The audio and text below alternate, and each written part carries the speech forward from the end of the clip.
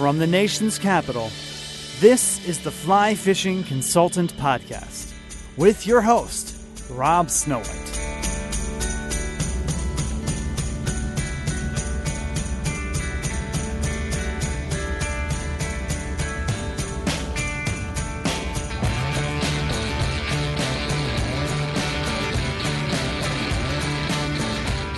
Thank you for downloading the Fly Fishing Consultant Podcast. I'm your host, Rob Snowhite. This is Series 2, Episode 50. I sit down with my neighbor, Max, and learn about his recent trips to Utah, Wisconsin, and Iceland. So sit back, relax. We're going to have a nice, long conversation out on the back porch. We're going to hear all about his travels, everything from trout in Wisconsin to cod and brown trout in Iceland. If you have any questions about these spots, I think they're all answered. He names his guiding services and the places he stayed. So other than that, enjoy this one. I figure I could have sat down and he could have told me the story by myself, but I figure why not have him share it with y'all? So episode 50.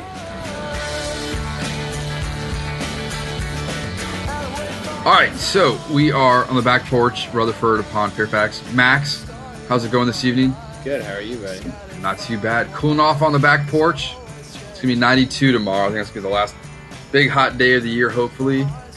And so you live down the street? Yeah, I live right down the street from you. All right, and we randomly met last year, and turns out Max is a fisherman, so you also happen to be a fly fisherman? Yeah, I've been fishing since I was 8. And you grew up in Wisconsin? Yeah, I did. I grew up in Wisconsin, which learning to fish in Wisconsin prepares you for other places since their back casts can be relatively non-existent. So you're pretty good at the roll cast? I mean, yeah, I'm also really good at getting my flies out of trees. We'll get into fishing around trees later with part 2 of the story. So you took vacation this year? Out to Utah? Yeah, I was out in Utah with my dad. He's the former chairman of the board of Trout Unlimited and currently is serving as their general counsel, John Christensen. And we went to the Flaming Gorge of Utah. The Flaming Gorge is a reservoir. Below it flows a tailwater through 3 sections. If I was going to throw a dart at Utah, where would I hit to get Flaming Gorge? Good question. Or just consider it like a rectangle. So, yeah, well, Utah kind of looks like an L, but like a really fat L on the bottom part of the L. And it's in the, pretty much like the most northeast corner of Utah. Okay. The green actually flows through the Flaming Gorge out into Colorado and back into Utah. All right. It flows through 3 states right there. It goes Wyoming, Utah, Colorado, and back into Utah. So you're fishing the tailwater section, so constant cold temperature year-round? Yep, real nutrient-rich water. And then after a certain distance, it no longer is a trout fishery. It becomes a warm water fishery, and the green flows in through canyon country in Utah and eventually turns into something that looks more like the Grand Canyon or the Colorado through Moab, like the red sand rock, really heavily sedimented river, warmer water temperatures. Is that how it got its name? Like the flaming red, irony? Well, the Flaming Gorge comes from the Red Rock Canyon around the river, which is a unique place to fish. I likened it to the frying pan outside of Aspen, which also flows through some red sandstone, but at much higher elevation. This is a deeper canyon and flows through red sandstone. Bighorn sheep. Up on the cliffs? Up on the cliffs. That's pretty cool. Yeah. I've never seen one of the... No, I have seen bighorn. I've never seen mountain goat. I've seen bighorns. They come out...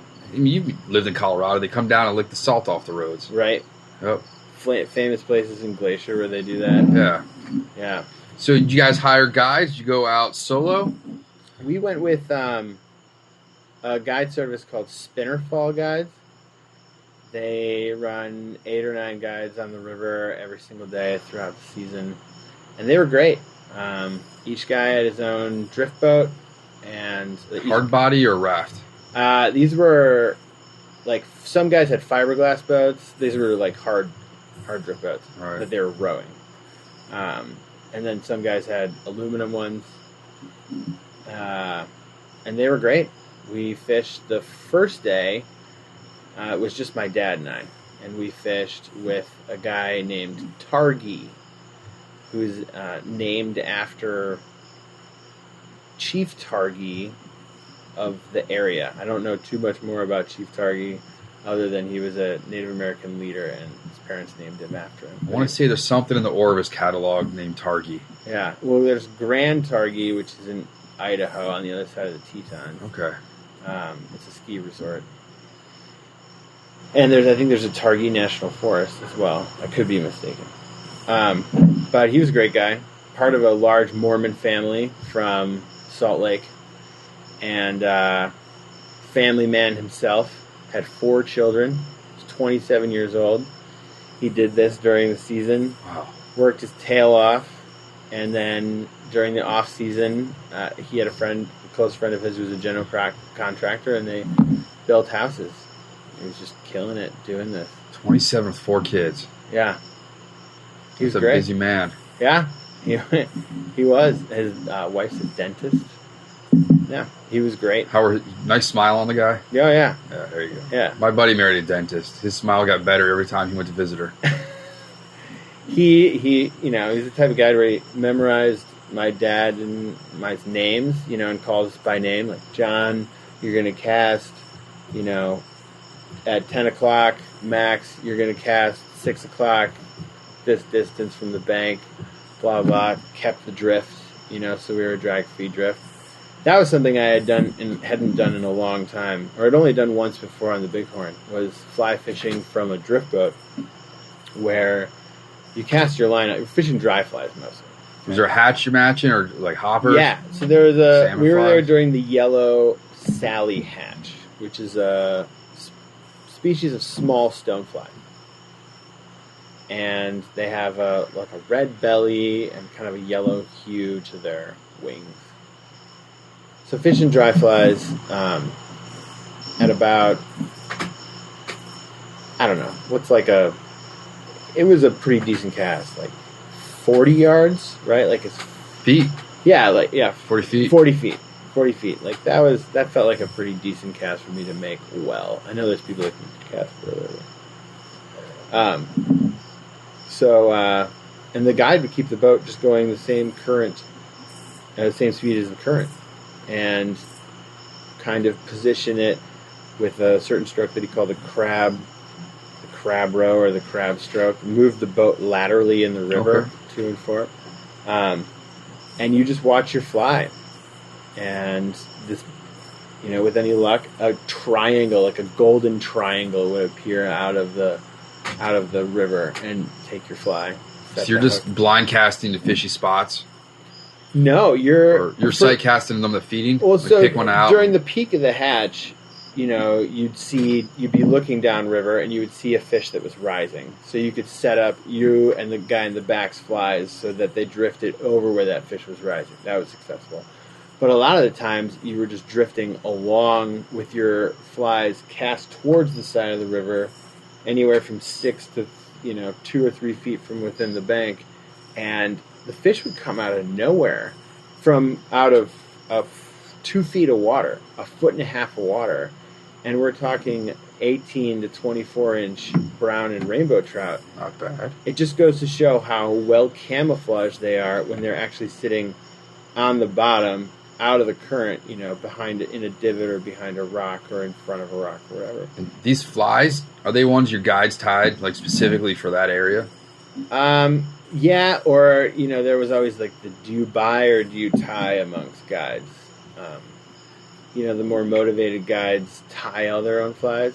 I'd say all the guides that we had could tie and did tie, but didn't always have the time to tie, right? So they'd go and buy.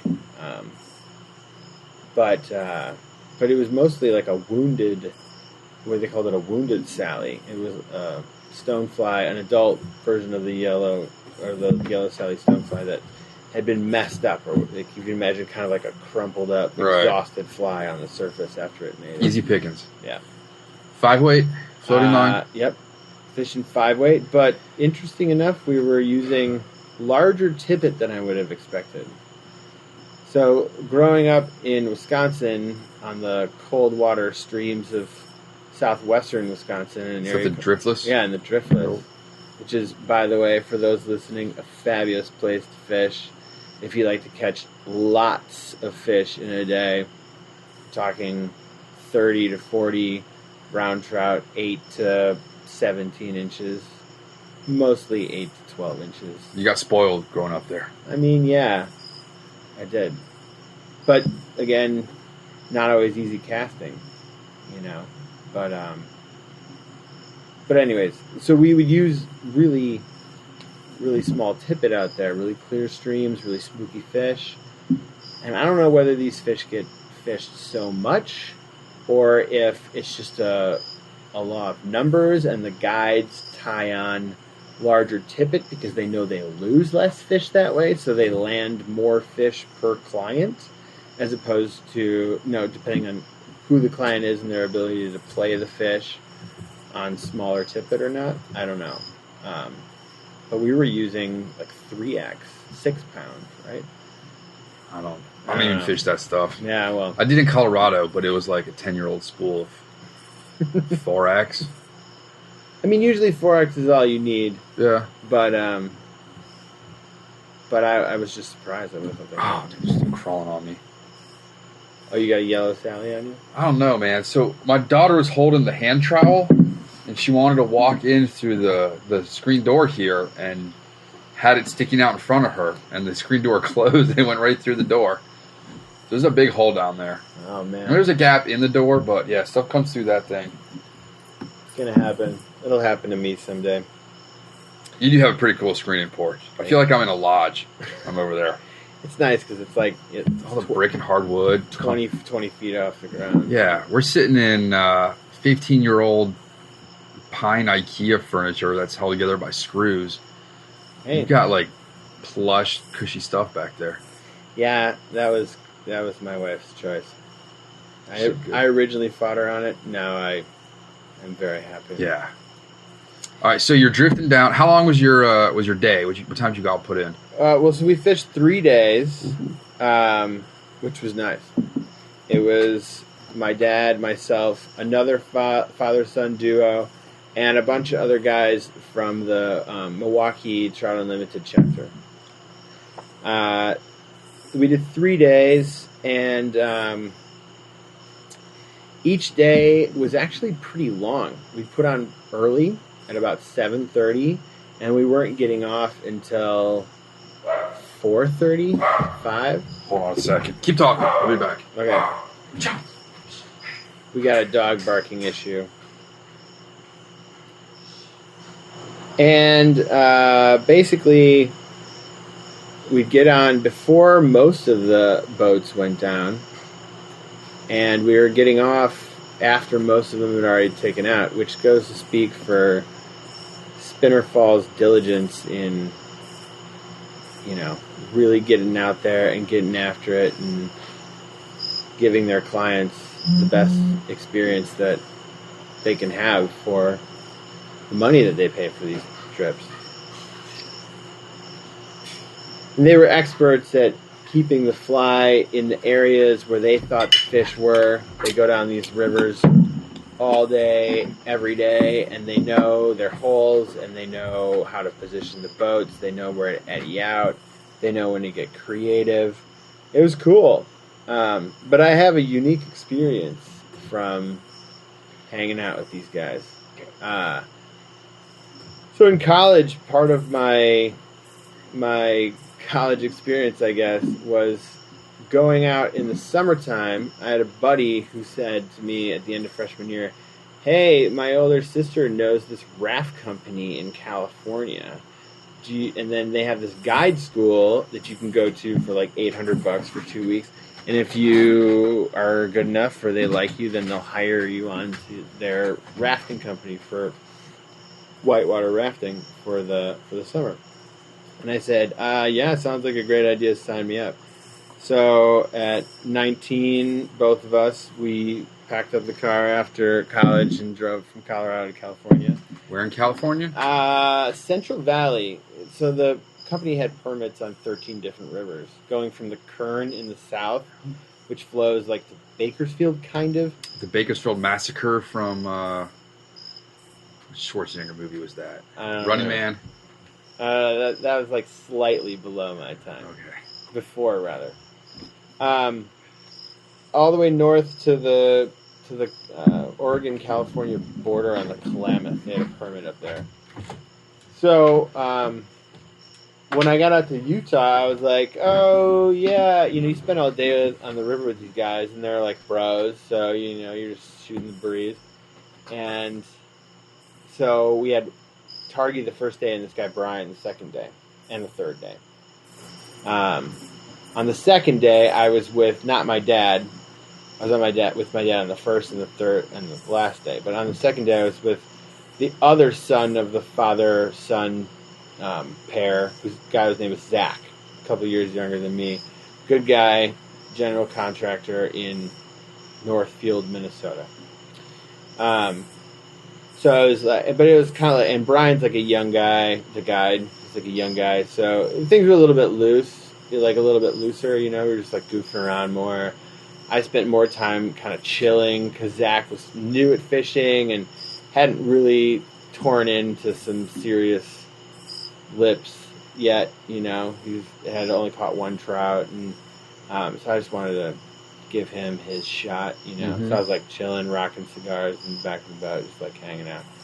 And so Brian and I were shooting the breeze. I'm like, yeah, I used to be a raft guide, and like, I like rowing. I used to row gear rafts, like support gear rafts for larger paddle trips on the Tuolumne. And then at the end of the river, you pretty much have a long flat water section for 2 miles. That's fishable, but isn't amazingly productive water before you get to the takeout. And he was like, so do you want to row? Because I have to they literally have to row out to make time. And I was like, shit, dude, whatever. Even though it's just like, I'm doing your dirty work. It gives me the chance to get back on the sticks and nostalgia. Row. And fish start rising, like a little bit further down. Like I rode through some open, windy flat water that sucked, whatever, and it caught some more current. And sounds like my day today. Yeah, right. So windy. Oh god. And so Zach's in the front, and Brian's in the middle. The guide's in the back, and I'm in the middle rowing. And there's fish rising, so they both start casting to them. And Zach, so I'm trying to do what they're doing. We're keeping the boat going the same speed as the current.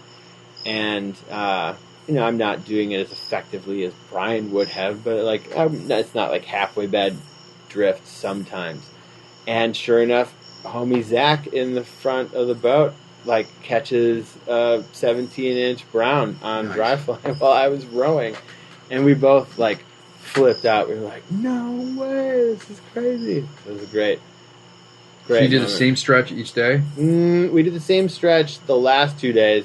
So you're like, all right, I missed a fish there. I'm going to, take a mental, image in my head of where I lost it. Yeah. Well, okay, so let me try to explain the green. And this is why it has this industry of dry fly fishing up there, especially during the yellow Sally hatch and the cicada hatch, cicadas, big ass freaking cicadas hatch out there, and people use crazy dry flies for them and slam.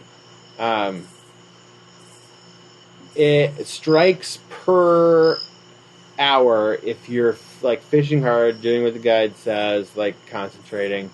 You're gonna get 20 to 30 strikes per hour. Assuming that you miss some of them, don't land some of that Enough fish. to keep you from daydreaming. You got to stay on point. Right, but each of these fish is... I didn't catch hardly any small fish.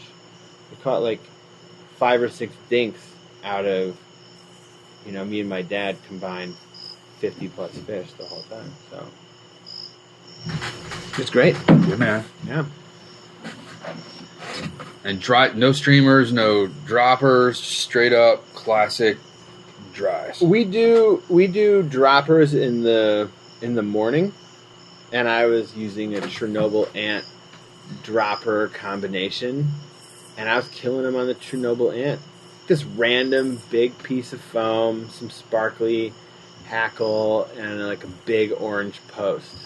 How that was edible to these fish that are keyed in on yellow Sally, Right. or like specific species hatching, caddis hatching at one point and stoneflies the other. I don't know. How about the food? You guys go out for breakfast beforehand, or do you like power bars? Oh shit. Am I not supposed to cuss? We can always edit it out. It's not too bad. The food was, average. We ate out twice at the restaurant at the quote-unquote resort that we stayed at in Dutch John, Utah. For anybody that wants to know, Dutch John, Utah is the hub for the Royal Gorge. Okay. For the fly fishing of the Royal Gorge. And for other recreational opportunities in the Royal Gorge. I think there's bass and tiger muskie fishing on some of these reservoirs in Utah. In fact, Targi, the guy that I mentioned before. Guide first day. Guy first day. He said he used to have his own business guiding for tiger muskie on, I don't know the names of some of these reservoirs in the Salt Lake area, especially up in the, towards the U.S. I didn't even know that was a thing out there. Yeah. And, I'm assuming tiger muskie is a cross between a northern and a muskie. I forget, honestly. Maybe I do know they're sterile. They're pretty damn cool looking. They've got the turquoisey green with the bars. I'm going to look it up. All right. So he guided for tiger muskie flies using a powerboat on some of these reservoirs, which I thought was interesting. I'd never even heard of that. Considered that type of Now the rumor. So if you want to get a beer out there, yeah, you can't get cold beer like at a grocery store, like Trader Joe's up our street. Isn't that awesome? How close we are to Trader Joe's? Yes.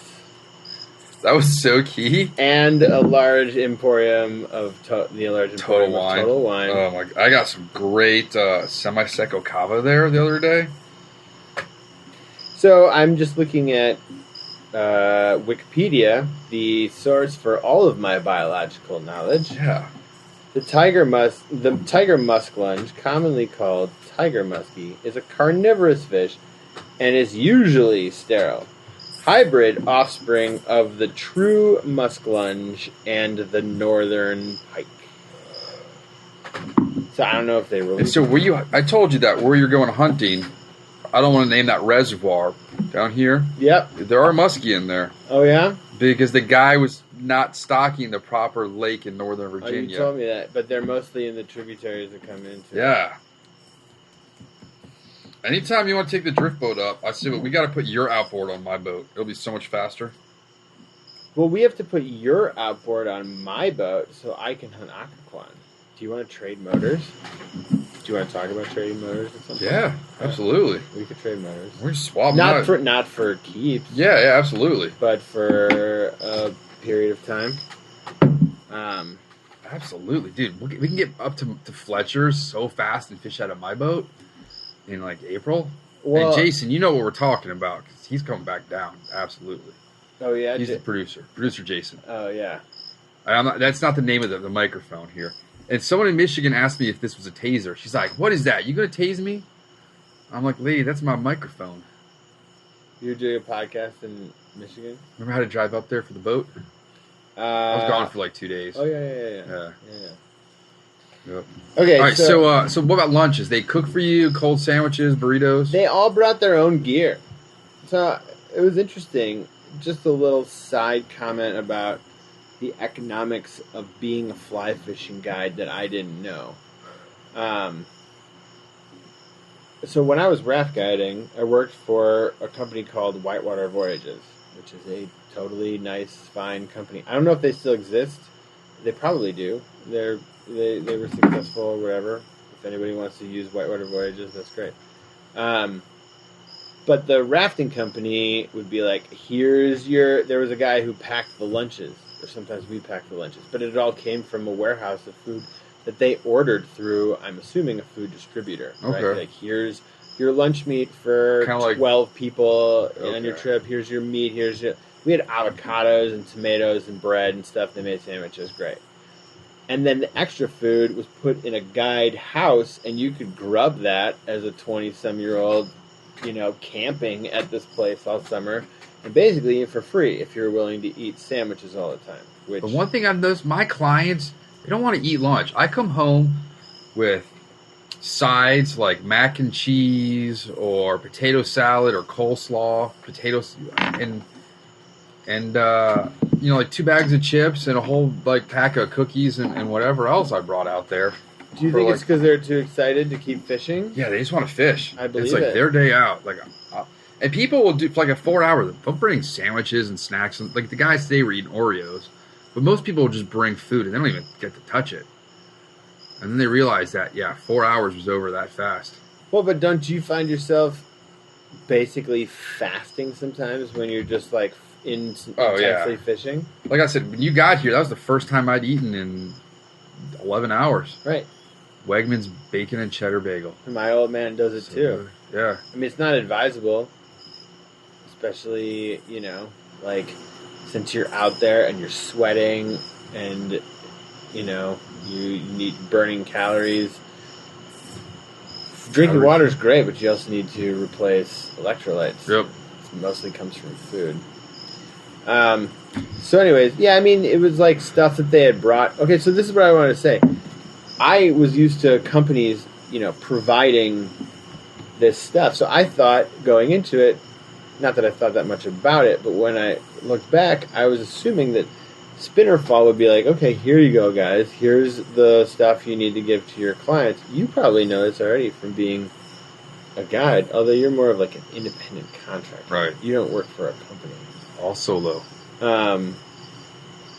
But they owned their own boats, they owned their own trucks, they paid for their own gas, they bought their own lunches, they tied or bought their own flies, and they got a commission or their fee, what they got from the guide service, and then a tip.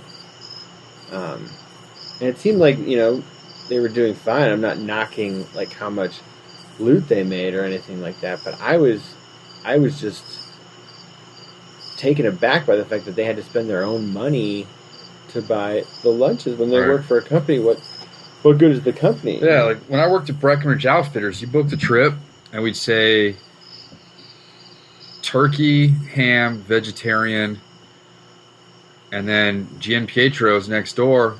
We'd put in a little order. Everyone got chips, apple, orange, bottle something to drink, like a Gatorade or water, and a really awesome Italian sandwich. That was it. And then that was just, included with the rate. But if I make someone if I go out and spend $40 on a lunch, and one guy's like, I don't need bread, and he threw half the sandwich in the water, I'm like, dude, that was fresh baked down at the bakery down the street. That was a handmade boule. Yeah. Or boule, I don't know how you say it, but yeah. I'm like, oh, dude. So that was just the sidebar. For what it's worth, just throwing out the political opinion. Right. I don't think that should be, that these guys should have to do that. They've got enough to worry about. They're getting everything together and ready for you. And there's a lot of skill that goes into the oarsmanship they have in terms of keeping 1,400-pound, I'm just estimating, but I know it's over 1,000-pound, aluminum drift boat going the speed of the current, even though there's a drop, a certain foot drop per mile that gravity is. What would you classify the rapids as? The highest one was technically a class 3. Most of them are class 1. And so at low water, that looks like small riffles with some rocks that you have to avoid. Okay. It's just that the difference between a raft and a drift boat is that And especially since these drift boats are these guys' drift boats. They're not going to ding them up. But they can, you can seriously mess up a drift boat by, when it gets to be high water, they can swamp them. Yeah. Because they don't have bilge pumps in them. They have... The rapids are dumping in them. Yeah. So they got to be careful. And at low water, you scrape so much, you're going to scrape your bottom off. And aluminum, man, you get stuck on a rock, you'll spin in a circle all day. That metal's sticky. Mm-hmm. Yeah, and the rocks actually weren't very slippery either. So you got out of the boat? Yeah, like several times. They had these little automatic anchors you could drop off the back, and there was a little cleat in front of where the person who was rowing was. Foot pedal? Yeah. Do you have that in your boat? No, I have them on its side. Okay. Because my wife wouldn't let me pay the extra for an electric winch. And after rowing all day, we dropped anchor at one spot. And I was just like, I could take a break. And then the anchor was down like 40 feet. I was just like... How long is your rope? We did a 4-hour trip. No, I mean, sorry, your rope for the anchor. Probably 60 to 70. We get to Fletcher's easily. It's pretty darn deep up at Fletcher's. I didn't know that. Oh yeah, that's why there's 60, 70 pound cats up there. They sit on the bottom of that water. Yeah, so it was. Your dad had a good time? Yeah, he had a good time. He was a little sick, unfortunately, but he powered through. Just like busting a Hillary Clinton, trying to power through. Yeah, but he's a champ, man. He's a trout slayer. Like, he was going through just pictures on his phone at that time. I'm just like, holy crap! Like, yeah, he does well. I had some pictures that I was going to bring up, even though we can't see them. Let's see here. We should have a Kiersey Nash play date so we can go fish out in the mountains one day. Yeah? Be done with the ladies. The ladies and the dogs. Oh, this is Iceland. Oh, wait, no, not yet. Oh, sorry, dude. Did I bust that? Did I mess that up? Yeah, that's some high walls. Guides use these long nets. I was about to say, is that the oar or is that that thing is? It's a net. It's a really long net. Very wide. Shallow draft so that they can keep the fish in the current if they need to. And as you can see, this is like a big hook jaw. Look at the kite on that. Probably use that one as the picture. It's a nice... He's got a cash register jaw. And... the camera lens is wet, but it looks cool, right? Yeah, it does. It's got a little halo around it. And before I took this picture, the guide, I said, what do you want to do with my rod? See, my dad's behind me. It's not balanced on your shoulder, is it? And, no, it's stuck inside my life jacket. All right. It's so much better than balancing on your shoulder. Balancing on your shoulder is not okay. This was one of the few times where we actually saw a group of rising fish below a small riffle. Look at how flat the water is. There's just a small riffle. You said sheep. What other wildlife do you see around there? One group saw a ringtail. Do you know what that animal is? Yeah, there's guys to work with at Breck Outfitters. He's like, man, I just got back from the Gunnison. He's like, there were lemurs down in there. They kind of do look like that. But anyways, yeah, it had this bad... maybe we'll use that as the picture. Lens on it. That's not a bad one. No. But it definitely turned out to be like a little badass with the rod in the back of my life jacket. So, anyways, the guide, this was definitely like a solo fish. Why you got one pant leg up? I don't. I have shorts on. I'm just in the water. Okay. That's in the water. That turned out to be a 19-inch fish. Nice. That was like, it was one of the times where it was all me. I was like, oh, there's some rising fish. He's like, you want to pull over? Yeah. And I just hopped up there. And actually, I saw this fish. The water was so shallow, it had chased another fish out of its lie so that it could be right in the feeding lie that it wanted. And I saw that movement, casted it right in front of it, and nailed it. It was definitely a nice sense of satisfaction. That is some scenic river. Did you see any other people? Other boats rolling through? Yeah, there were a couple other companies, but it wasn't super crowded. These are some... In the upper sections of the river, they have... In the A section, it goes from the dam downstream, it goes A, B, C. In the A section, they have a lot of like pleasure cruisers. Since it's only class 3 and mostly class 1, they basically give anybody who has a credit card and can rent a raft to like go down the river without a guide. Okay, then. See ya. Yeah. What kind of insurance do they have? I It looks mean- like my old boat. So those boats, they can hold up to dinging off rocks. They don't hold up to like a 5'2" girl with a .20 alcohol T-boning it, going 65 miles an hour. Does that happen to you? That was my old drift boat. What? Yeah, I thought my aluminum boat was indestructible. That was after she took out 4 cars. Jesus. This is Nice. another brown I caught. That's a Panorama. cool picture. It doesn't look like it, but it is a class 3 rapid. We had to actually walk it, which was really easy. It was just like a trail on the side of the shore.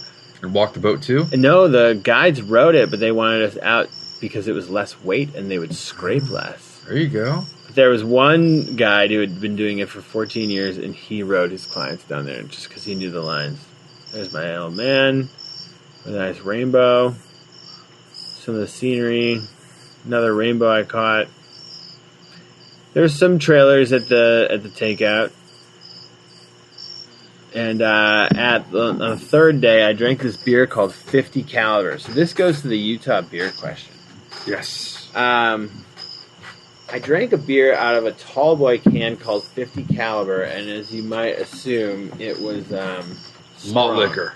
Yeah, I mean, it was like 8, if not 11% or something. I remember ordering it because I was like, I want that beer. It's the strongest one on the menu. And this is Utah. So sometime between when I used to hang out in Utah 10 years ago and climb, when I lived in Colorado, to now, they've made having something other than 3-2 beer. Are you familiar with 3-2 beer? Near beer. That's what I try to drink in Colorado. Right. In altitude. Even now? Oh yeah, man. I don't get dehydrated up there. All right. But they stopped selling it at the gas station next to my in-laws, so I didn't get any. Well, it used to be in Colorado that you could only buy 3-2 beer on Sunday. Now you can buy whatever type of beer, whenever. But I'm pretty sure you can't sell anything above 3-2 at anything other than a liquor store. Okay. Like including grocery stores. Yeah, the grocery store I remember always had near beer. So you have to go City to a market. liquor store to buy. It's like Ohio. Yeah. Why can't it all just be like California, where Safeway got their own brand of tequila? You can get beer, wine, and liquor in the same shop, whatever you want. Wow. It's pretty cool. Like Rite Aid, I remember had like Rite Aid brand vodka. Liquor. Like the stuff that you wouldn't want to like clean your floors with. It looked pretty rough. Yikes. Like change back on a 5 for a 5th. Well, I don't necessarily think it's that big of a deal that you have to go somewhere else besides the grocery store to get liquor. I think state liquor stores is taking it one level a little bit too far.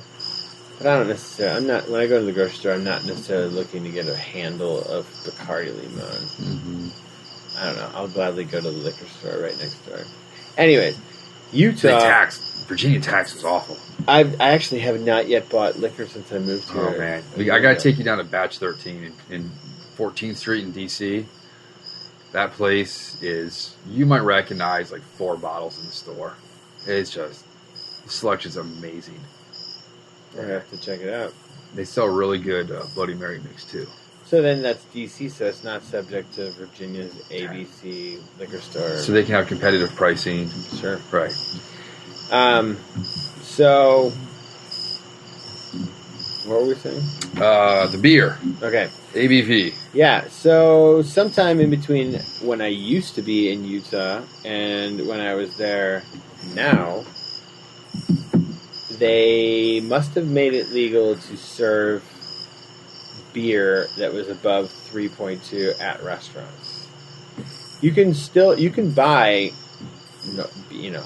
beer, craft beer, strong beer, wine, liquor at Utah state liquor stores, state alcohol stores. but you can't buy it at a supermarket at any time. So whereas in Colorado, there were liquor stores, and you couldn't buy anything more than 3.2 in a grocery store or whatever. There are no liquor stores in Utah. They're all state liquor stores. Okay, that doesn't mean you can't get it, but the locations are relatively limited, especially with it being a very rural state. So it's not like there was a state liquor store in Dutch John, a town of... I wonder if they have an oven there. I mean, I couldn't help but be thinking along those lines when I was there. Anything Dutch just makes me go that way. And you're referring to the cast iron camping tool, right? That you can use for baking purposes. Also known as when you fart and you pull the blankets over your wife's head. Or anybody's head, for that matter. Yes. I forget what it's like. It's been so long. I mean, you could be on a sleepover when you're 12. Yeah. In fact, that's the problem. Or just all of us in one room in Pulaski. Sorry, guys. Well, anytime you get more than 6 guys in a room, you gotta give out charcoal pills, man. It's just going to be a natural Dutch oven. Yeah, you gotta get everyone charcoal pills. So there were no state liquor stores around there. So what we did, and the grocery stores, we didn't want to drink 3.2 beer because, frankly, I'm not that into it. Right. I'm not even into like 4.0 beer, which would be a Corona or a Miller Lite or something like that. I did. If I could find Odell's in a 6-pack in Colorado, I'd buy that because it's Odell's. True, but that's like, I mean, that counts as a craft beer to me. And that you can't get out here. No. I should say this. When I was 16, I brought 2 growlers of Odell's back on an airplane. 17. In a suitcase? No, just in my fingers. Like I had a day pack, and then I had 2 growlers of Odell's. I got on the airplane, put them in the overhead. Like, Must have been like without anything around them? Yeah, it just said Odell's Brewery on it. Not in a bag or anything? Nope, just a shopping bag? Not at all. Just no one questioned me. That is ballsy, dude. That is ballsy. How'd you get? Oh, that was pre 9/11. Oh yeah, this was July '94. So yeah, I brought 2 growlers of beer back with me. Looked like iced tea. I don't know. I just didn't really think about it. The last time I was in Crested Butte, I flew home with the pizza on the airplane. They made me put that through the X-ray machine. That's hilarious. I was like, dude, if I'm going to be flying all day, I'm going to have a pizza with me. Sure enough. Makes sense. Yeah. Anything else on Utah? So, yeah, to regress, the way we saw that is the road we took from Salt Lake, I-80 east, went into Montana, and then we had to take a state or a U.S. 2-lane highway south back into Utah. So we went into the corner that's missing of Utah on the northeast. Yep. And we crossed its north-south border on that corner and then crossed back in its east-west border. Which is interesting. But while we were in Wyoming, we passed through the first town in Wyoming, which was maybe generous 10,000 people, most likely 5 or 2,000 people. And it had a huge liquor emporium, from all of the communities in Utah that were in, that was probably closer to go there than it was to go to the state liquor store in Salt Lake or wherever the next biggest town was. Yeah. If we're in D.C., we're going to, if we need to stock our bar, we buy it there and drive. Really friendly folk. Obviously, Salt Lake City has a significant Mormon influence, and I have to give it up to the staff of Spinnerfall. Most of the river guys that I've met have been, either young guys looking for a cool job to have before they buckle down, or guys that are really serious and authors and stuff, or guys that are I don't know, but not necessarily dudes that have 4 children and got married when they were 21. Hardworking family man. Right. He's doing it for the living. Yeah. and Not the glory. you gotta give it up.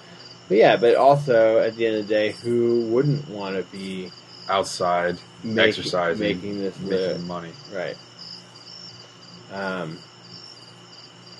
But it was just different, And maybe it's just like prejudice, but like, what's the typical archetype of a guide? It's definitely not you, my friend, like married with daughter and home. It's like, dude, who, like maybe, like RV, maybe was married once, or if they're like older, like definitely ex-wife. I'm talking about the stereotype, right? Like hard drinking, fucking solo dudes, and these guys were not that. That was cool. Speaking of that, you want to go to like a whiskey or something? What? You got to work tomorrow? Yeah, but whatever, dude. I got it all planned. I'll get us a weed dram. All right, so hold a thought. Pause for a moment. I'll be right back. All right, we're going to have a little bit of Highland Park 12. All right. Well, we go from Utah to a couple hours, maybe a little bit across the globe. Mm-hmm. So not only were you in Utah this summer, you did also go to Wisconsin. I did. I didn't have the chance to go to the Driftless, and I got to plug one of my favorite fly shops, the Driftless Angler, in Viroqua, Wisconsin. How's their tying department? I think it's located in a remote location. Okay. In Sri Lanka. I don't know, dude. I don't know where they get their flies from. No, like the actual material to tie with. Oh, I mean, honestly, when I've gone in there, I haven't ever bought any tying material. I've always just talked to the guy. I wish I knew his name. My dad knows his name. They're homies. The owner is a good guy. But I've never gone in there for tying material. I've always gone in there to see what the reports are. He runs a guide outfit out of it too, and buy some flies, get some beta, get some information. Yeah. So why is it called the Driftless? It has to do with something with the topography from the glaciers. It does. Retreating 10,000. Yeah. So in geologic time, there were after what we would know as like the time of the dinosaurs when it was really hot. The planet went through several periods of cooling. The Miocene or Eocene epoch? I don't know. That was 10,000. I don't know. Okay. So it was colder. Yeah, it was colder, but it was cold for a period of time, and then it wouldn't be necessarily hot, but it would be warm enough so glaciers that were a mile thick in North America would recede and grow and recede and grow. Scrape everything out. Yeah, and several different times, right? So geologic evidence tells us that glaciers came down in western Minnesota and western Iowa and central Minnesota and central Iowa, and then to the east they came down through Michigan and kind of Indiana and down through Wisconsin, but they missed the southwest corner of Wisconsin, the southeast corner of Minnesota, and the northeast corner of Iowa in a small geographic area called the Driftless. And the name comes from the fact that the till that a glacier pushes in front of it is called drift, glacial drift. It can be pushed into long rows, depending upon how the ice flows. That'll create like a kind of a pebbly ridge that can be several hundred feet tall. And that's like all made out of what's called glacial drift. So a driftless means that it had no glacial drift. It never... It's just where they terminated and there wasn't any... It just so happened that a pocket of... I don't know. I'm not a geologist, but something about the driftless made it so that there was no glaciation. And it's not it being higher in elevation, right? If you think about a mountain and a glacier comes, maybe like the mountain still stays, but it would still get covered by a glacier. This had no glaciers on top of it. So unlike most of the Midwest, which is relatively flat, with buttes here and there and other geologic features, but relatively flat or rolling, very sandy or heavily sedimented soil, or like lots of glacial till in it. Mm-hmm. This still has exposed sandstone rock faces, the driftless does, and lots of different valleys that time has allowed rivers, drainages to carve large gullies in it. And they call them, in the French word for them is coulis.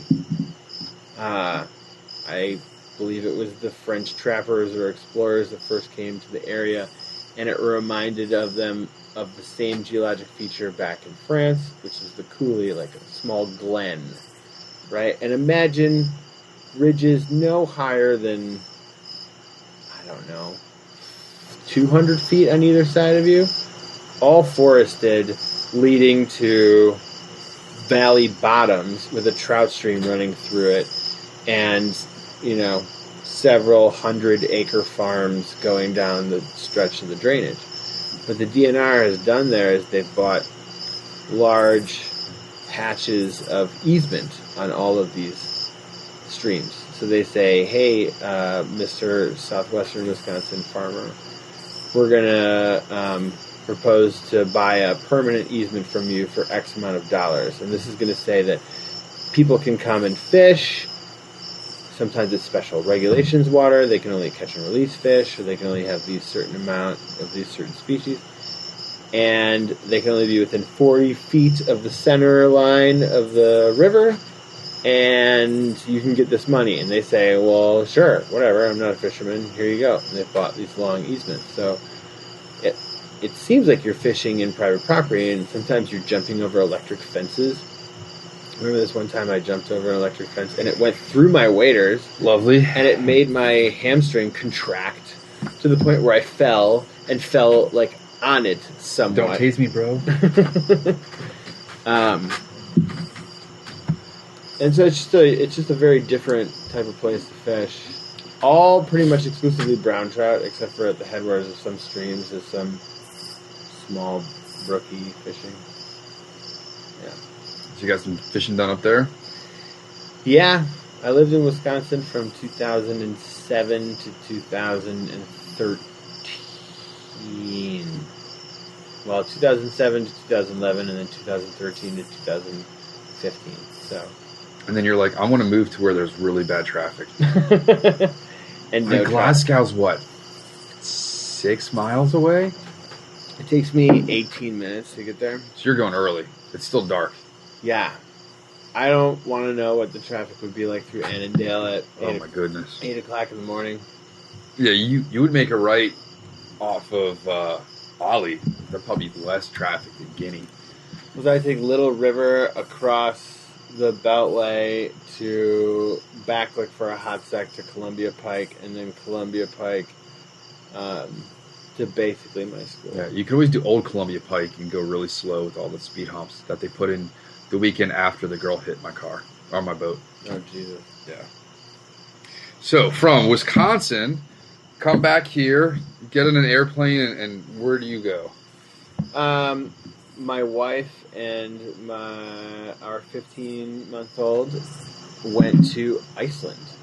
Was that spur of the moment? Something you've always been wanting to do? You want to go find gnomes? Yeah, I mean, basically, we've been really into like gnome culture lately, and we've wanted to, get more into like fairies and elves. So we decided on Iceland. There's Kiersey's not sure if it's what's she called? She doesn't see chipmunks. Chickmonk hole or gnome up the street under someone's driveway. She's because gnomes don't show themselves. It's from Ben and Holly's Tiny Kingdom, Little Kingdom. You'll find out. I mean, I will. Just remember, no Caillou. These are things that I'm going to figure out. Yeah, so she's all into it. No, we're not into gnomes or fairies or elves. Before I wasn't sure if he was telling me the truth earlier or not. Now I know. Before I met my wife, she wanted to go to Iceland, and likewise, before I met her, I wanted to go to Iceland. We had that in common while we were dating. We got married. And soon after we got married, I started my first teaching, or a new teaching job, so we couldn't take a honeymoon. And then we had a baby, so that kind of put off the honeymoon.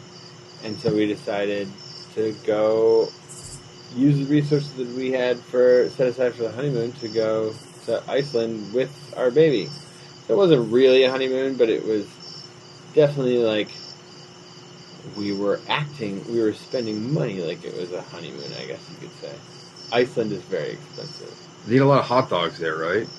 It was weird. How did you know that? Did I tell you that? No, I'm married to a woman who knows everything about food around the world. Wow. Yeah, I mean, I was going to get to this later, but... and then there's the fermented shark.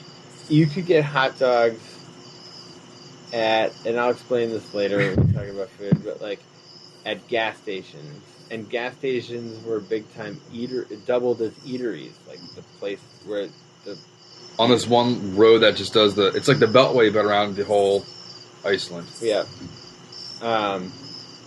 Yeah, so definitely a lot of hot dogs. So my wife and my son and I went over there, and we first planned a route, driving a rental car along what's called the Ring Road. Did you drive like we do here, or like they do over in England? No, they drive on the right side of the road, but all rental cars were manual. And I know how to drive a manual. It had been like, I don't know, 15 years since I consistently driven a manual. A couple of gear grinders, then you get it back. Yeah. I mean, I think in between there, I drove like my friend's M3 and like managed to not mess it up while I was doing that. And that was my only practice in like 10 years. But whatever, you get the hang of it. Stalled out in a couple of roundabouts. But there was not a ton of traffic, especially for the first part of our trip. So there's probably more people, right, in this immediate area than there are on the entire island.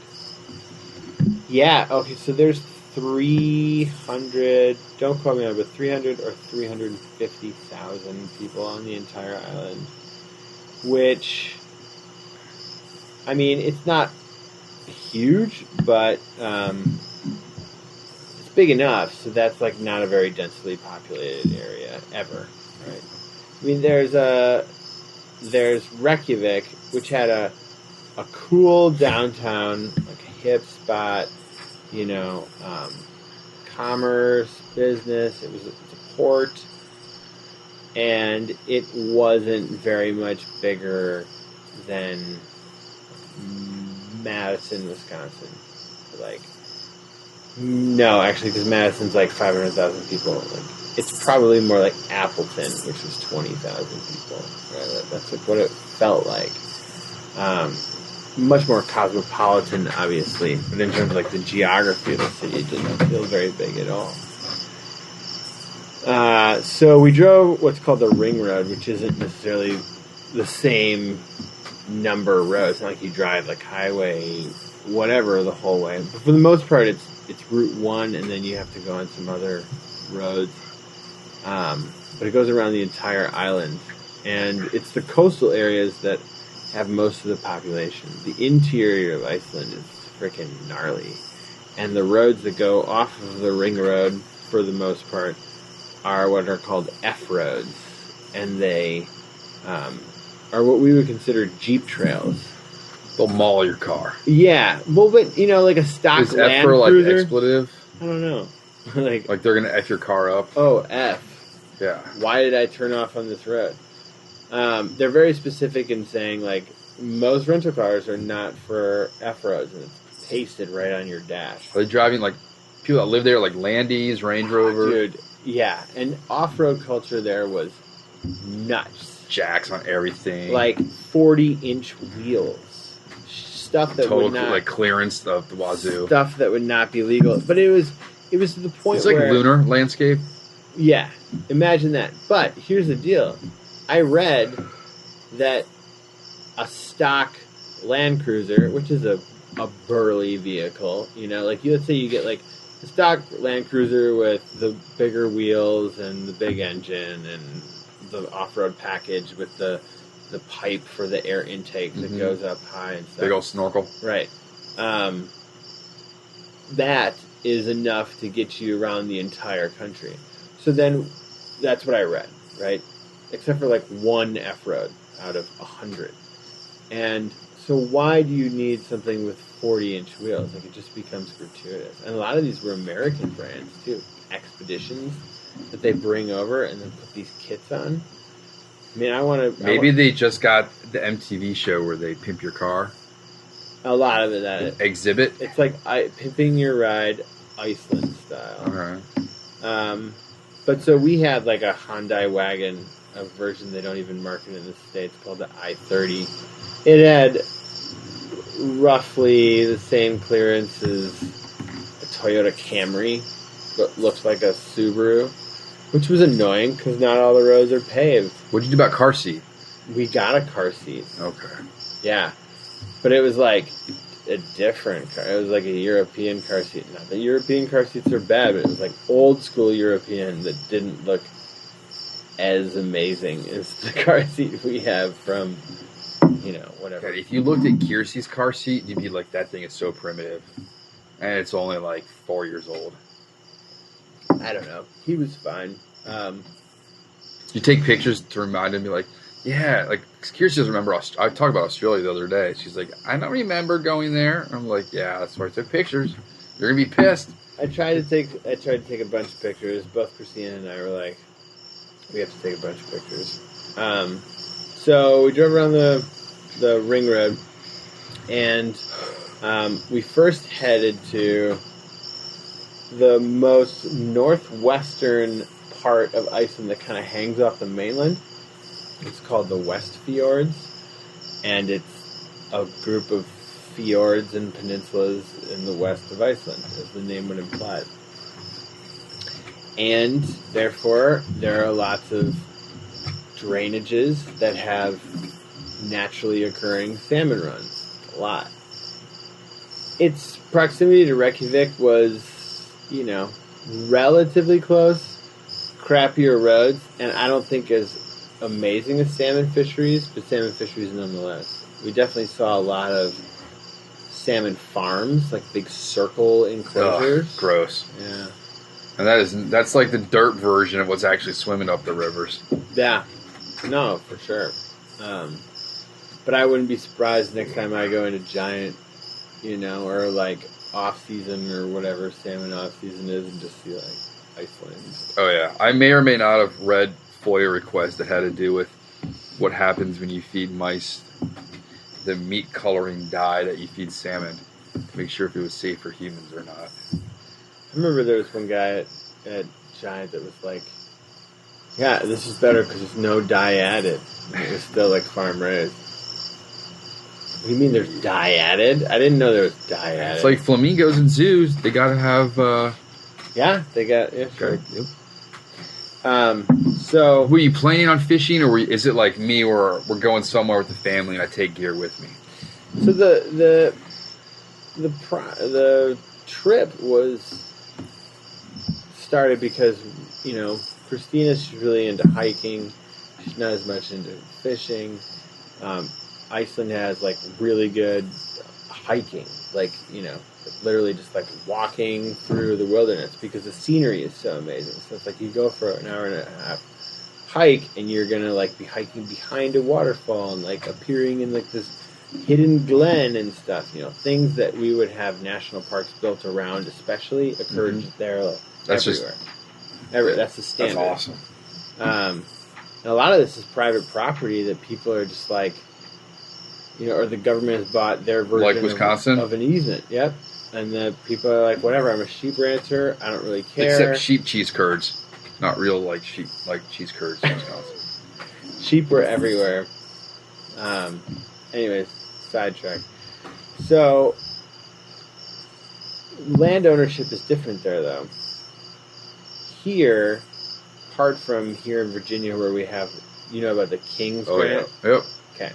We had Bo Beasley on about 2 years ago talking about that for you who are new to the podcast. Okay. So apart from that, and especially my experience in the Midwest, not as much in the West because water laws in the West get kind of screwy too. But the actual waterway itself is public land. So if you're floating, or in Wisconsin, I don't know about here in Virginia, if you're walking below the high water line on a navigable water, you are on public land. In Virginia, you have to keep your feet wet.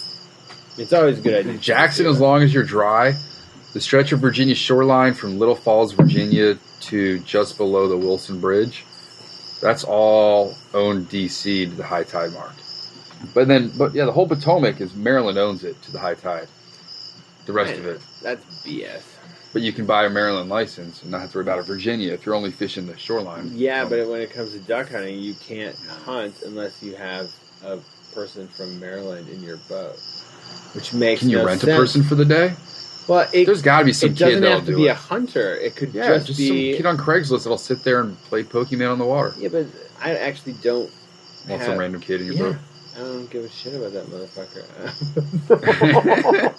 I'm only. There used to be a kid that his summer job was he'd go down to the most southern metro station on the Blue Line, and he would get out and get a slug line to go up HOV on 95, and he would charge the person like $10, and then he'd get into DC and take the metro back down, and he would do it all of the morning rush hour. He'd make like $60 doing like 6 trips. Wow. In like 4 hours. Some kid out there could just sit and do their like homework. Right. Highlight a book, put some earplugs in them. Interesting. We may have just found a new way to, I don't know what you call it, like pimp your boat. I don't know, but there's not enough demand, you know. Like, it's a small, for as much as duck hunters think it's a large community, and Ducks Unlimited is a pretty significant organization, it's actually not a lot of people compared to the average recreational outdoor enthusiast. Small niche. It takes a lot of gear, it takes a lot of commitment. Tom has a trailer in his driveway in Denver right now, just with duck hunting gear, for them to drive to Nebraska. You know, if you want to be serious about it, The decoys. chances are you have a dog too. Yeah, Duke ain't smart enough to hunt birds. I'll go retrieve them. They're pretty old. So, anyways, the people in you can't Maryland. You're talking about Duck hunt laws about the river rights, and easements in Iceland, and everyone speaks English. Everybody speaks English, and they're really good at English. And kudos to their educational system. We had really positive experiences interacting with people. Now, when you travel as a tourist, you're involved with those who work in the service industry. So on a basic level, they should be nice to you because that's their job, as long as you're not being a jerk, right? So, I mean, I always hear people go like, I went to whatever country, and the people were so nice. It's like, yeah, well, you stay in a hotel. Of course, they can be like, oh, welcome, you know. But my wife said about Singapore, where she technically is right now. She said it's like a service industry where you go in the hotel. Like she's like, the first night they gave me my drink, and as soon as they handed me one, they would already get the ingredients ready for the next one. Wow. And I was like, great. And I stayed here and missed ICAST. That sounds awesome. So, but, you know, outside of that, I would say the Icelandic people were very friendly. And there they understand that salmon brings in money, therefore we protect our resource, the salmon. It's a very regulated resource, and it's run by cooperatives of landowners along the major watersheds. So they got their stuff together. They did. They organized, and they solicited the help of a guide service, and they go in on a sort of collective together, and then the guide service runs the fishing that's allowed per the state or country's regulations, and then the landowners share in the profits of the guide service. How much was it DIY versus you got to hire some homie to take you down there? Well, DIY water is very limited in Iceland. There's something that you can buy called a fishing card, and you can buy it on the internet before you go, and it has... That's basically another collective of landowners that have said, you can fish on our land if you buy this fishing card. Okay? I never encountered anything of the sort called an Icelandic fishing license. It was not run through the state. More like a ski pass? I mean, basically, yeah. Like, you don't have to buy a Colorado skiing license, but you have to buy a ticket from Breckenridge to get up the mountain. Yep. So you could have bought that card, but it was mostly lake fishing, which I've never been very good at, fishing flies from shore. Unless the fish were already rising to something, and I tried and I threw out what I thought that they were rising to, and I caught some fish. But, hiking up to alpine lakes in Colorado, Those fish will eat anything because they rarely see food. Yeah, but I never had a lot of success. Unless it was in the outflow of those in small beaver ponds. I felt like whenever I was up there, whatever fish were down low. And I once saw somebody in the same lake fishing, and what they had was a rig. It was a spinning around rig, and it went to a slip sinker that was above a swivel, and that swivel was connected to pre-rigged monofilament to treble hooks, and they put power bait on that was floating. Sounds like my father-in-law. So it would just sit on the bottom of the slip sinker with two things of power bait floating above it. Trout would swim along, eat it, they would see the rod tip. But that was on the bottom, using something that they were smelling genetically, for. chemically keyed in on. Right. So that fishing card was mostly the lakes. The rivers were all pretty much under what was called the beat system. So the landowners went in on a collective, and then the guide service, in line with the regulations from country, Iceland, would divide up sections of the rivers in what they called beats. Certain beat, maybe like the downstream, it wasn't always like this, but the first section's first beat, second beat, third beat, whatever. And certain beats are better because they have different holes in them, or fish are in them at different times during whatever run. Different water levels. Right. Here, you kind of get like a wild card. You don't know which one you're going to get. But average beat for the day was $500, reserved in advance. That also included sometimes lodging, but mostly a nice shore lunch and then a gourmet dinner back at their spot. And there's not going to be some jabronis just coming down all day and fishing there. You got your own section. Right, because fish when you want, take a break when you want. Well, so going back to like water laws and water access laws, landowners in Iceland not only own the land on the shore, also the land underneath the river, which is part of the Western laws here in the States, but also the water itself. Like, you can't even float down it with a kayak. Like, that's theirs. Mm-hmm. I don't know how it's legally defined because water is always flowing, but like, you're not even allowed to enter in at a bridge and walk down, or enter in at a park and walk up. Like, that doesn't happen. This is all private. Like, it's a wholly private system. So, are there maps, like when you get there, and other things just to demarcate where things start and end? There's a map of the river, but I don't think there's a plat book for Iceland. They have like a stake in the ground that's got an arrow to the right, arrow to the left. It's mostly private property, in which these land holdings are huge. And I noticed the average Icelander seemed to be middle to upper class, like in terms of not how they acted, they or like snootiness, but just in terms of like how much stuff they seem to have, like really nice John Deere tractors and It's like gotta cost a little bit to get over there. I mean, yeah. So like, my question was, where is that income coming from? Tourism is huge, but being a sheep/horse farmer in like a fjord, how are you driving a Benz? Like, I mean, it's got to be some way. Is there oil No. over there? The geothermal energy powers a lot of You their can't buildings. export that. No, but you don't have to pay utilities. Yeah. Maybe you don't have to pay healthcare. To use hot springs. There's a nice car payment right there for you. I would want to have a beat to myself all day and swing line through there, and then go to some geothermal Hot springs. Yeah, that sounds like pretty chill posh.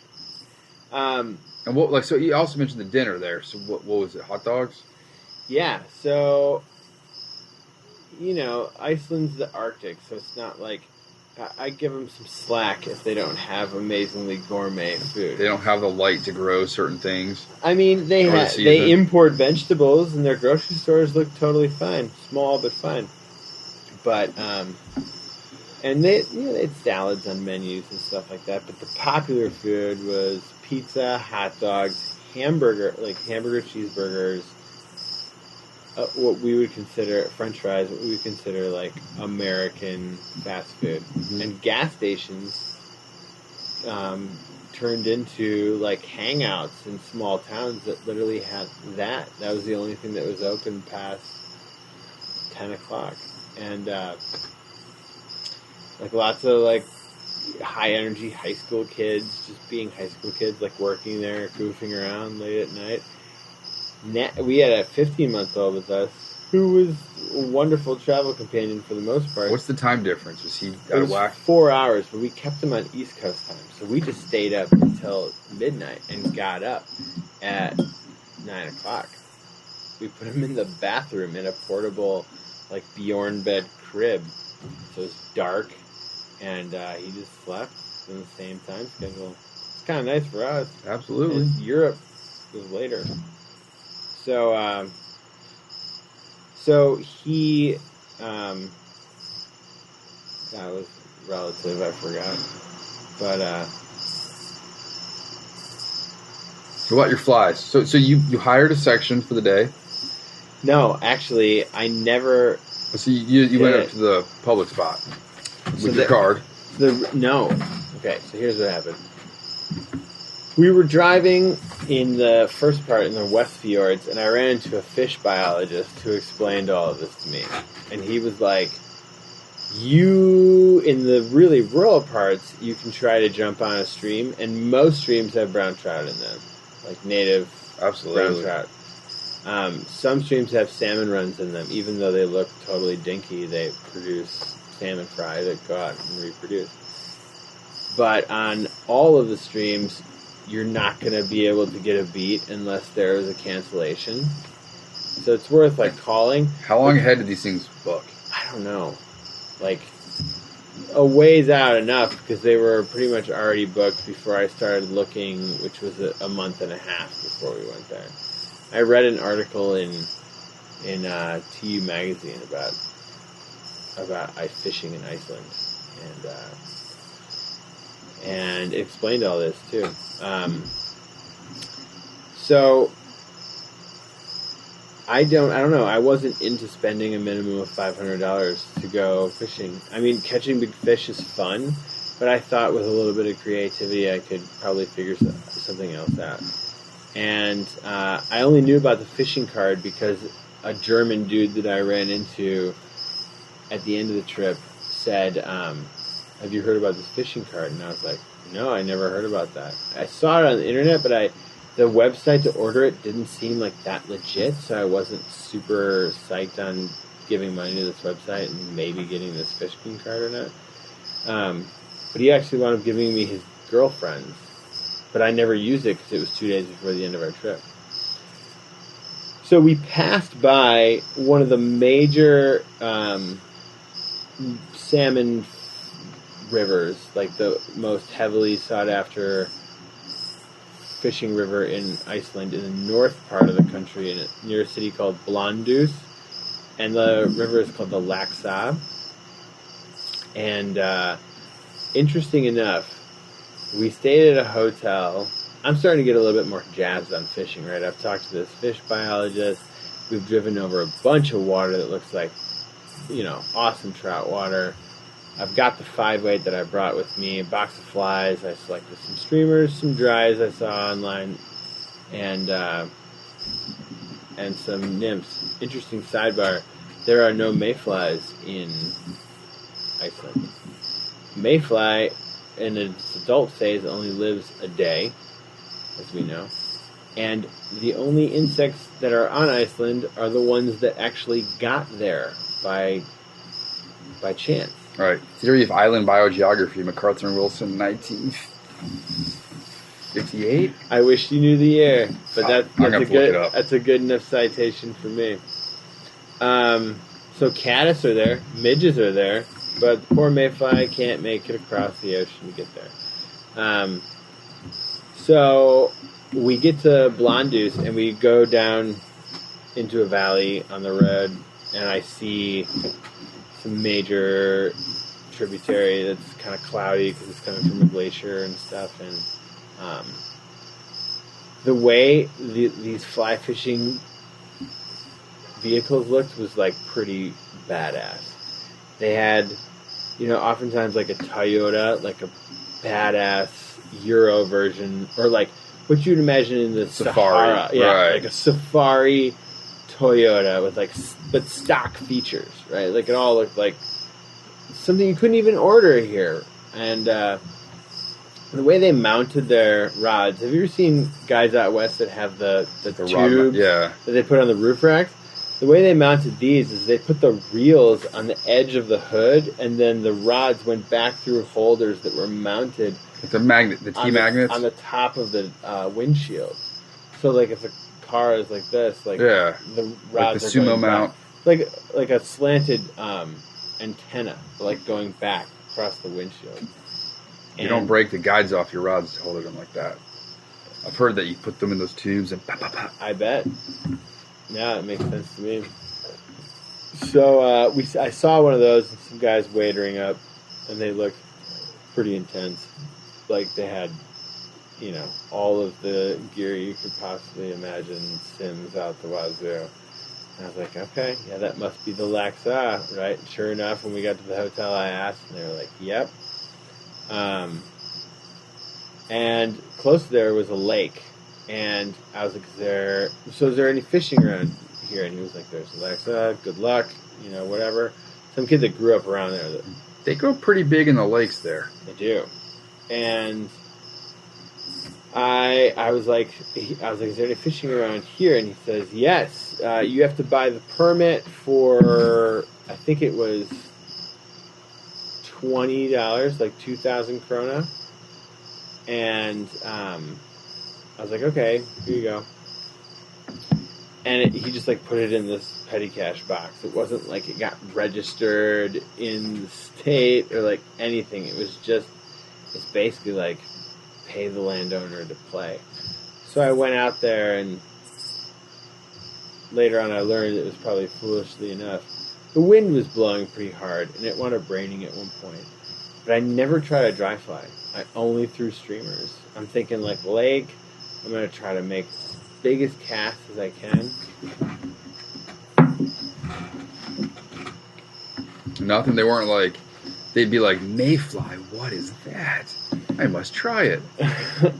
Well, actually, I have a surprise for you later in terms of what dry fly it actually bit on. All right. So I fished this lake. No luck. I mean, it was nice just to sort of be out there and have this ample casting room for some serious hero casts out in this lake. But never tried a dry fly. Just kind of like chilled. Whatever, $20, went back home. Actually, I was when I was gearing up, rigging up my rod, I was listening to Bjork from Iceland, dude. There you go. Yeah, just like doors open, rocking out. Is there just Bjork Station there? I mean, Bjork 102 FM. Somebody told me, they're like, hey, I'm from Iceland, and people always ask me if I know Bjork. I'm always like, yeah, of course I know Bjork. Bjork babysitted my kid. We all know Bjork. It's a country of 300,000. It's like, all right. The only person from Iceland I can name is Gudjonsson, who used to play for Barcelona. Interesting. Yeah, other than Bjork. So then we went further around the island, and actually it was on our way back down south. Christina and I, the night before, were on the internet at our hotel, and we're looking at our next hotel. And she's reading the description on Booking.com, and it said, trout ponds on the property within walking distance. And I was like, okay, I got to get off the schneid here in Iceland. Like, I got to get the skunk out the bag. I got to catch at least a fish. I don't care if it's 4 inches. I want to catch a native brown trout. I want to check that off the box, right? Caught a gazillion brown trout in the States. Never caught one in its native homeland, right. Not imported. Right. And sounds like a Donald Trump thing. I mean, I'm like, I have some serious prejudice against non-native fish. I don't know. But I'll still catch him. So, Ben Frimsky, who puts on the fly fishing show, I put on Instagram, I just caught my first brook trout in 11 years. He's like, yeah, but you're from Virginia where they're native, and you come out to Colorado where we don't want them anymore? I'm like, exactly. So are they out competing they want the cutthroat out there? Yeah, they're in every little creek and beaver pond. And, yeah, just bonk them all and fry them.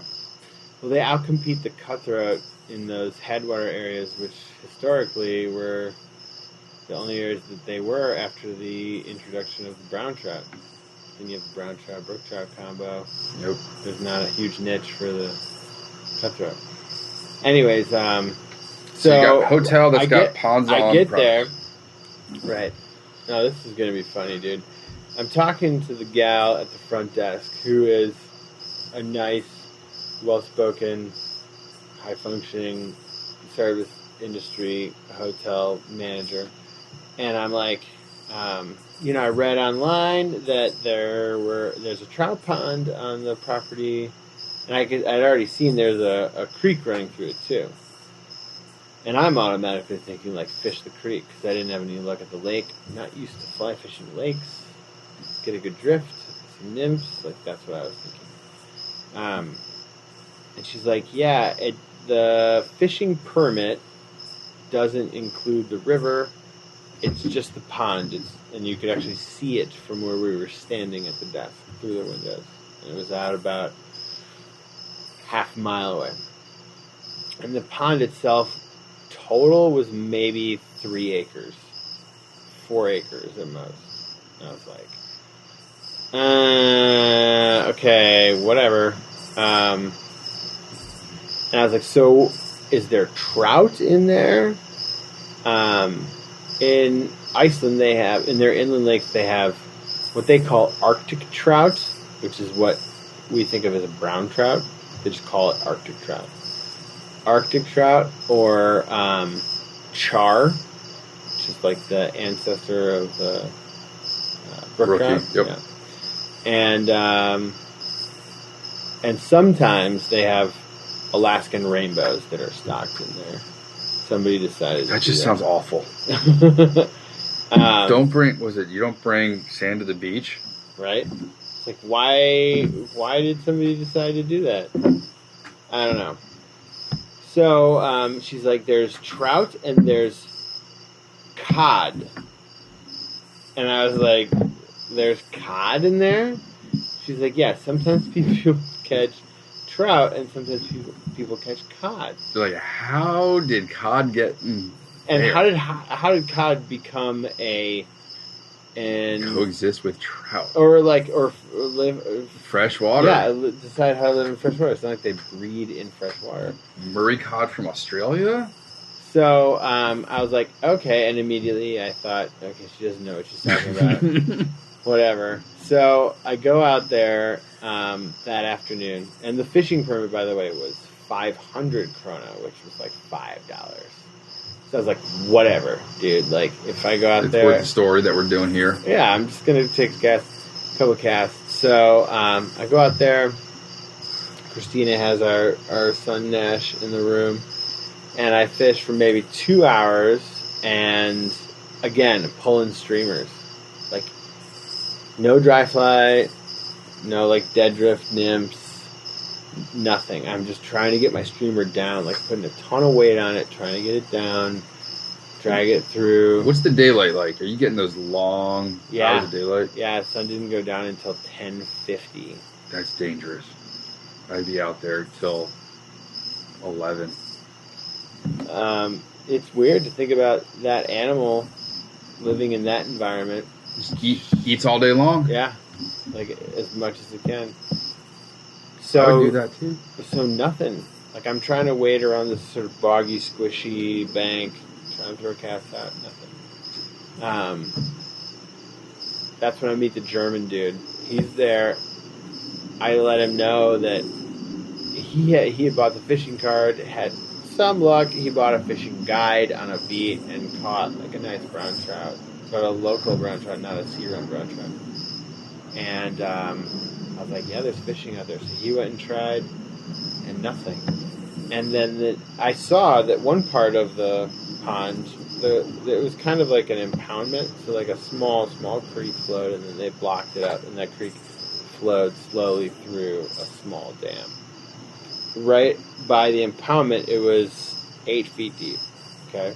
In like dark blue water. I'm like, okay, maybe this water holds trout. Because further up towards the headwaters, it was heavily sedimented and shallow and looked kind of hot. Next day I get up, I don't know, we did something, and I went out there the next afternoon, and there was no wind, nothing, perfect calm water, and I saw rises, and I was like, what are they eating? what the hell? So I put on they're eating fairies that fell in. It's like the fairy hatch. Right. Like Tinkerbells all over the water. So I put on a Adams, like searching pattern, whatever, figured it out. Boom, caught my first native brown. And it was, I think I have a picture of it. It was like 8 inches. Let's see here. Okay, so I'm It's like, a fatty. I gotta take a picture of that. And then I released it, cast out again. I'm trying to read where it was caught. Am I allowed? Can I say the name of the place or pronounce it? Is it Sure? secret? Try it. No. Rangjarping Estra. Yeah, I was gonna say the name of the hostel. It's the Hotel Flosschild. And there's all sorts of Accent marks. Yeah, it's crazy that the phones know that. Right. With geolocation. Yep. Yeah, that thing's got like a itty bitty head and he's got a little tummy on him. So then I caught another couple of those size, and then I caught another that was about 12 inches. But look at how small that head is on it. It's itty bitty. And it looked like a really small head, really small jaw, and then this oversized body. And then I decided, okay, my prince nymph, I had caught actually about like 7 or 8 fish. This is all before like breakfast? No, not prince nymph, Adams. No, this is in the afternoon. Okay. Flat water. So my Adams is getting beat to shit. So I put on a different Adams, and then I put on the Chernobyl ants that we tied at beer time. Yeah. With the top yellow and the Black bottom and yellow. Yeah.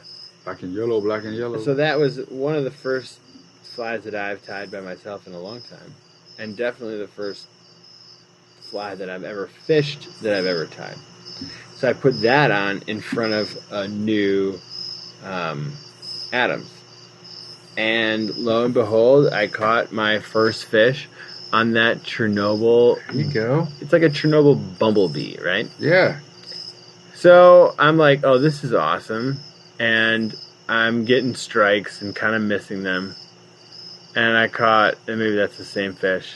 Oh, holy shnikes. And then, here, I'll let you look at that. Yeah, look at the colors on that thing. And then I went to go fish, like, Wow. where the tributary comes in. And I went back to the deep water, and I cast it out. Goodness. and a really subtle take. And all of a sudden, this 3-acre pond or whatever, So garbage can. the fish runs halfway across the pond. And I'm like, holy crap. This time, I had gone out fishing with my son on my back in the backpack. And so I'm actually starting to kind of like freak out, like trying to play my drag, like realizing that this is a really big fish and a really like completely unexpected in this small body of water, especially since I've been catching these small fish, that this is a fish that's over 20 inches. And it's taking runs that are taking me like almost to my backing.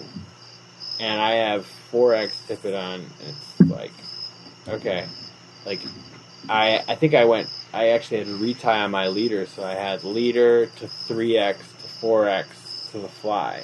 So I have some serious knots in there that I'm hoping are just going to hold. They did.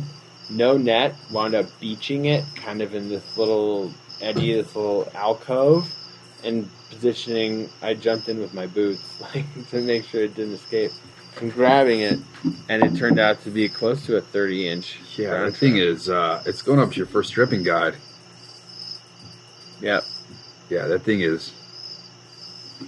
So, but the thing is, you see how skinny it is too. Sorry, it's. I mean, it's long.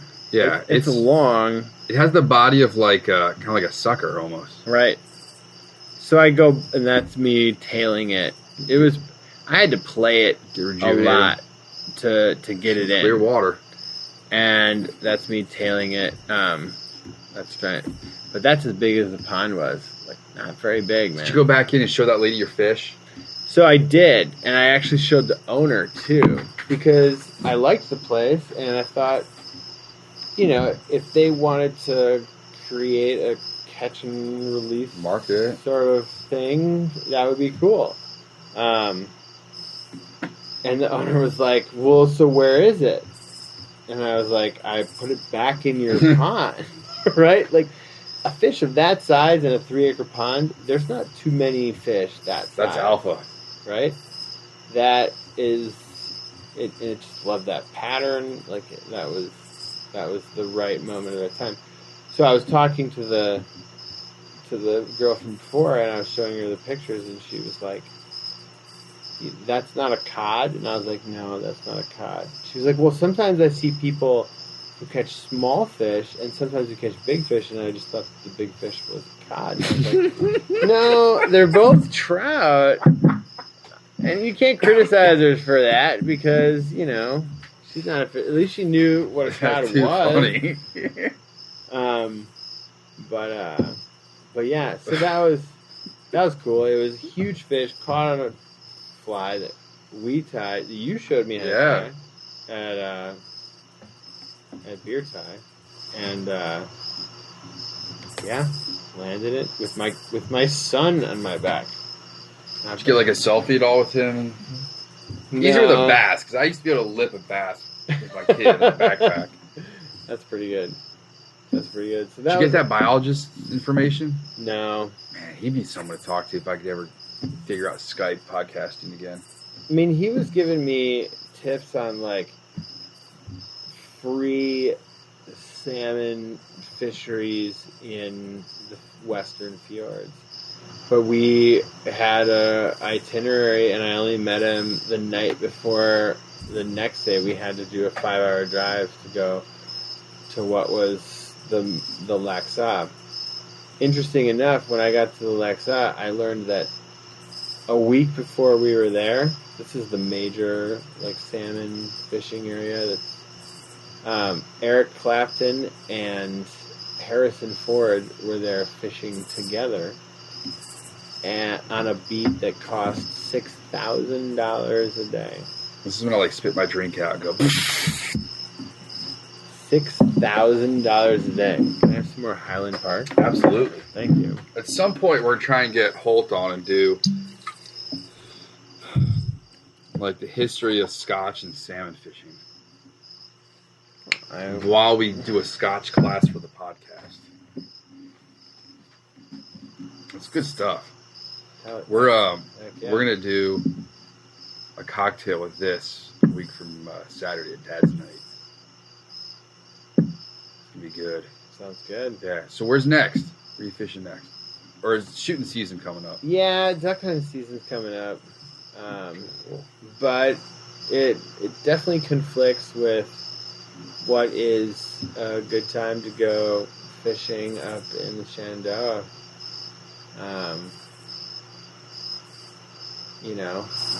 It's not great.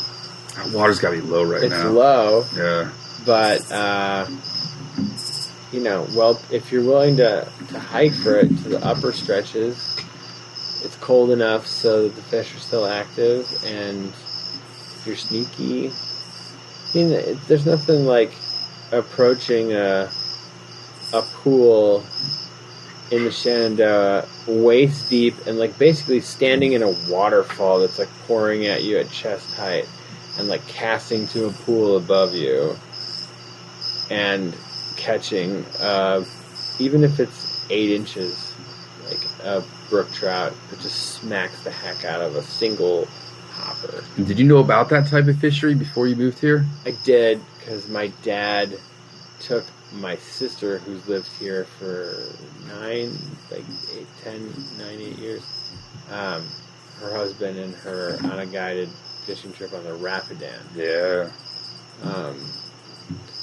And I fished the Rap. I mean, it's a wonderful workhorse of the stream, but I like to get blue line it. What? Go blue lining? Yeah, I just like to go a little bit more remote. Yeah, look on topos and find them. Right. I'd be willing to go up and over a ridge to get into a drainage that's not accessible by any trailhead, So you got to work to gain elevation and then drop back in again. You weed out a lot of people. Yep. Now I'm giving away my secret here. Just be careful, because the top of the ridge might be Skyline Drive. And there's cars moving. Yeah. Have you ever hiked? The first hike I did in Shenandoah, I started at the bottom and went up to the top. Well, that's what I do, because then you walk to your car downhill. And I recommend that any day of the week, as opposed to starting at Skyline and going down. The opposite in Colorado. My in-laws are up at 10, and I'm hiking down towards the low 9s, and then I have to walk uphill. But at least you can fish your way back up. You can? In the blue. Yeah, if there's not too many people standing in one spot for 3 hours with size 20 midges not catching anything. I'll just step around you. Oh, I caught a fish right above you. Yeah. Yeah, that's one thing. It's one thing I don't miss about fishing a lot of those tailwaters. Tailwaters in general tend to be super technical. Well, itty bitties. Technical and crowded. Or a lot of guys standing cheek by jowl, and Dream Stream was pretty crowded when we were there. Was it? Yeah, people walking around us like, oh, gotta stop my back cast. Got a group of 3 going behind me. That'll be nothing compared to the Salmon River, though. Are you gonna fish a salmon? Yeah, you should come up. When? Election week. To New York? Yeah. No, I can't do that. Might have to bleep that out. Make it a mystery. Yeah. Big podcast up there. We'll redo it. So you're going to a tributary of the Great Lakes? Indeed. Yes. The same one. Already timed flies. Working on a new stonefly. Jelly cord stonefly. What is this for? Steelhead. I got the new OPST dubbing spinner, so it's pretty sweet. That thing will just spin forever. Stop it, and you got a perfect dubbing brush. Dub it move. Good times. Yep. That'll be good. All right. Anybody you want to plug out there or give shout outs to from your vacations? No, I mean, Spinnerfall, they treated us well, and different type of hot dog to get. Like shark versus puffin? If you're traveling with a 15-year-old or Yeah. 15-month-old, then it's probably better to eat at gas stations than it is to sit down at a fancy restaurant. Wait, a fancy restaurant? What is that? I don't know. It was like $40 a plate for. I just wait till he gets older. You can't go anywhere. We're trying to get to Chewy's though. Might go there for dinner tomorrow night. Well, family restaurants, the equivalent thereof is gas stations in Iceland. I can dig a gas station. Yeah, when you get down to Shenandoahs, if you can eat the gas stations around Charlottesville, they got some good sandwiches. I don't doubt it. Yeah, they're not normal, just like Blimpies. They got real food in there. All right, Max. Well, thanks so much for joining us. Yeah, Hope you all enjoyed the little podcast. That's a good one. Come on. Jason, do your thing. Wicka, wicka, wicka. Thank you for joining us for the Fly Fishing Consultant Podcast. For more information or to contact Rob, please go to www.robsnowhite.com.